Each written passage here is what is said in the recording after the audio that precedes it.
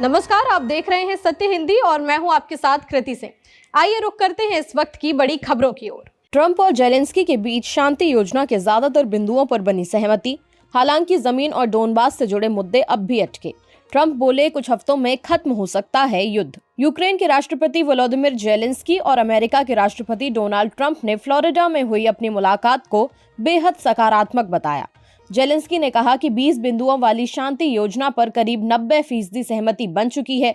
वहीं ट्रंप का कहना है कि यूक्रेन के लिए सुरक्षा गारंटी का मुद्दा भी लगभग 95% तय हो चुका है। हालांकि ट्रंप ने माना कि अब भी कुछ पेचीदा मुद्दे बचे हुए हैं, जिनमें जमीन और डोनबास क्षेत्र से जुड़े सवाल सबसे मुश्किल हैं। ट्रंप ने यह भी कहा कि यूक्रेन के पुनर्निर्माण में रूस मदद करेगा और युद्ध के जल्द खत्म होने की संभावना है। हालांकि इसकी गारंटी नहीं दी जा सकती। भारत ने मेघालय में आरोपियों की मौजूदगी के दावे को नकारा। बांग्लादेश पुलिस ने भारत से प्रत्यर्पण की बात कही। हादी की मौत के बाद बांग्लादेश में कानून व्यवस्था बिगड़ गई। बांग्लादेश में इस्लामी युवा नेता शरीफ उस्मान हादी की हत्या के मामले में भारत ने बड़ा बयान दिया है। भारतीय अधिकारियों ने बांग्लादेश पुलिस के उस दावे को खारिज कर दिया है जिसमें कहा गया था कि हत्या के आरोपी बांग्लादेश से भागकर मेघालय आ गए हैं। ढाका पुलिस के अतिरिक्त आयुक्त एस.एन. नजरुल इस्लाम ने दावा किया था कि आरोपी हालू आघाट बॉर्डर से भारत में घुसे और स्थानीय लोगों की मदद से मेघालय के तुरा पहुंचे। उन्होंने कहा कि 2 स्थानीय मददगार हिरासत में हैं। हालांकि मेघालय पुलिस और कूटनीतिक सूत्रों से इन जानकारियों को गलत बताया। हादी का इलाज के दौरान 18 दिसंबर को सिंगापुर में निधन हो गया था, जिसके बाद बांग्लादेश में तनाव और हिंसा बढ़ चुकी है। गाजियाबाद में चर्च की प्रार्थना सभा में दौरान हंगामा, जबरन धर्मांतरण के आरोप, वीडियो वायरल। बाद की घटना में एफआईआर दर्ज लेकिन गिरफ्तारी नहीं।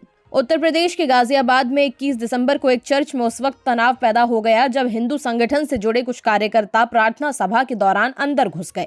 इस घटना का वीडियो सोशल मीडिया पर वायरल हो गया। कार्यकर्ताओं, जिनमें अन्नू चौधरी और सत्यानिष्ठ आर्य शामिल बताए जा रहे हैं, वे जबरन धर्मांतरण का आरोप लगाते हुए उन्होंने विरोध किया। उत्तर प्रदेश में सख्त धर्मांतरण कानून होने के कारण मामला और गर्मा गया। कांग्रेस नेता सुप्रिया श्रीनेत ने इसे धार्मिक आजादी पर हमला बताते हुए पुलिस कार्रवाई की मांग की। कुछ दिन बाद सत्यानिष्ठ आर्य ने पादरी राजू सदाशिवम और उनकी पत्नी को सार्वजनिक रूप से परेशान भी किया, जिसके बाद धार्मिक भावनाएं आहत करने का मामला दर्ज हुआ। हालांकि चर्च की घटना में अब तक किसी की गिरफ्तारी नहीं हुई है। नस्ली टिप्पणी के विरोध पर अंजेल चकमा पर हमला, पिता ने आरोपियों के लिए कड़ी सजा की मांग की। पूर्वोत्तर के छात्रों में आक्रोश, देश भर में प्रदर्शन। देहरादून में कथित नस्लीय हमले में जान गंवाने वाले त्रिपुरा के छात्र अंजेल चकमा के पिता ने न्याय की गुहार लगाई है। बीएसएफ जवान तरुण प्रसाद चकमा ने कहा कि किसी भी माता पिता को इस तरह अपने बच्चे को नहीं खोना चाहिए। उन्होंने आरोपियों के लिए सख्त से सख्त सजा की मांग की है।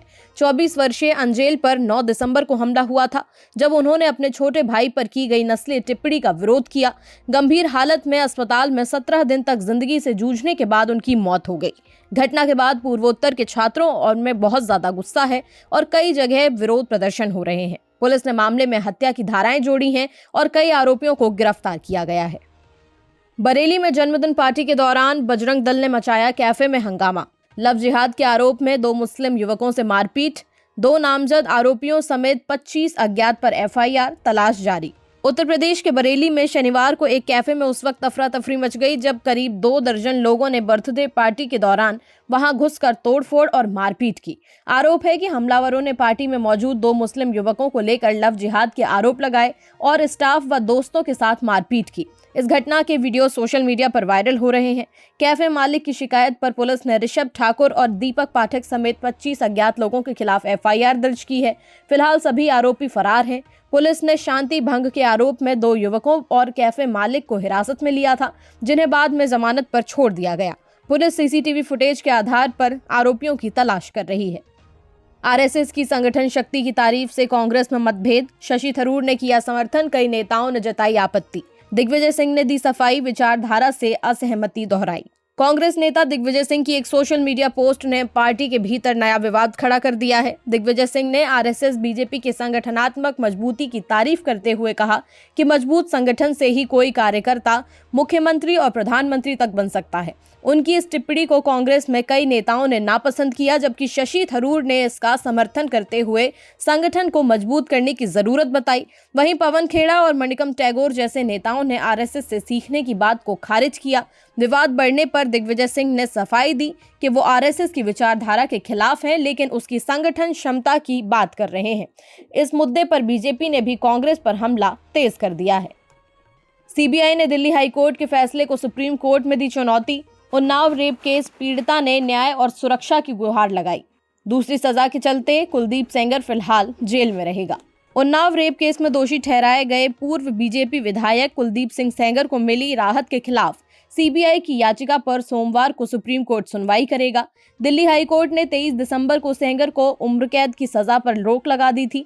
सीबीआई ने इस फैसले को चुनौती देते हुए कहा है कि वारदात के समय सेंगर विधायक था और जनप्रतिनिधि होने के नाते वो लोक सेवक की श्रेणी में आता है। एजेंसी का आरोप है कि हाईकोर्ट ने पॉक्सो कानून की सही व्याख्या नहीं की।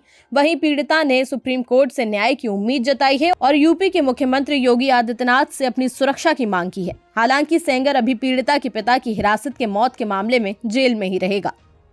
लाल किला कार ब्लास्ट के कई पीड़ितों को अब तक मुआवजा नहीं, दस्तावेज जमा होने के बावजूद देरी का आरोप। घायलों और परिवारों पर आर्थिक संकट गहराया। 10 नवंबर को दिल्ली में लाल किले के सामने हुए कार बम धमाके को करीब 2 महीने बीत चुके हैं, लेकिन कई पीड़ित और मृतकों के परिवार अब भी दिल्ली सरकार के मुआवजे का इंतजार कर रहे हैं। इस धमाके में 15 लोगों की मौत हुई थी और 20 से ज्यादा घायल हुए थे। सरकार ने मृतकों के परिवारों को 10 लाख रुपए देने का ऐलान किया था, लेकिन कई परिवारों का कहना है कि सभी दस्तावेज जमा करने के बावजूद अब तक एक पैसा नहीं मिला। पीड़ितों का आरोप है कि कभी अफसरों के ट्रांसफर तो कभी पुलिस वेरिफिकेशन के नाम पर मामला टाला जा रहा है। कुछ घायलों ने नौकरी खोने और इलाज के बाद भी आर्थिक मदद न मिलने की बात कही है। सरकार की ओर से अब तक देरी पर कोई भी साफ जवाब नहीं आया है। घने कोहरे से दिल्ली एयरपोर्ट पर उड़ानें प्रभावित, कई फ्लाइट्स लेट, कुछ रद्द की वजह से यात्री परेशान। एयरपोर्ट प्रशासन ने यात्रियों के लिए जारी की एडवाइजरी। दिल्ली के इंदिरा गांधी इंटरनेशनल एयरपोर्ट पर घने कोहरे की वजह से उड़ानों का संचालन प्रभावित हो गया है। सुबह से ही विजिबिलिटी कम होने के कारण एयरपोर्ट पर कैट 3 परिस्थितियों में काम किया जा रहा है। इसका असर ये हुआ कि कई उड़ानें देर से चली, जबकि कुछ को रद्द भी करना पड़ गया। यात्रियों को एयरपोर्ट पर लंबा इंतजार करना पड़ा, जिससे नाराजगी भी देखने के लिए मिली। दिल्ली एयरपोर्ट प्रशासन ने यात्रियों के लिए एडवाइजरी जारी की है और कहा है कि सफर से पहले अपनी फ्लाइट्स का स्टेटस जरूर चेक कर लें। प्रशासन का कहना है कि यात्रियों की मदद के लिए टीमें मौके पर तैनात हैं और हालात पर लगातार नजर रखी जा रही है। भारतीय महिला क्रिकेट टीम ने 30 रन से जीता चौथा टी20। शेफाली स्मृति की 162 रन की रिकॉर्ड साझेदारी, भारत का महिला टी20 में सबसे बड़ा स्कोर। भारतीय महिला क्रिकेट टीम ने चौथे टी20 मुकाबले में श्रीलंका को 30 रन से मात देकर सीरीज में 4-0 की अजेय बढ़त बना ली है। तिरुवनंतपुरम में खेले गए इस मैच में भारत ने पहले बल्लेबाजी करते हुए 20 ओवर में 2 विकेट पर 221 रन बनाए, जो महिला टी20 अंतर्राष्ट्रीय में भारत का अब तक का सबसे बड़ा स्कोर है। ओपनिंग में शेफाली वर्मा और स्मृति मंधाना ने शानदार खेल दिखाया और रिकॉर्ड साझेदारी की। शेफाली ने 79 रन बनाए, जबकि स्मृति मंधाना ने 80 रनों की धमाकेदार पारी खेली। दोनों ने मिलकर 162 रनों की ओपनिंग पार्टनरशिप की। जवाब में श्रीलंका की टीम 191 रन ही बना पाई। ये सीरीज में शेफाली की लगातार तीसरा अर्धशतक भी रहा। फिलहाल के लिए इतना ही। देखते रहिए सत्य Hindi.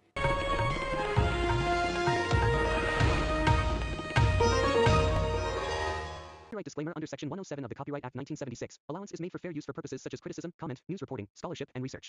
Fair use is a use permitted by copyright statute that might otherwise be infringing.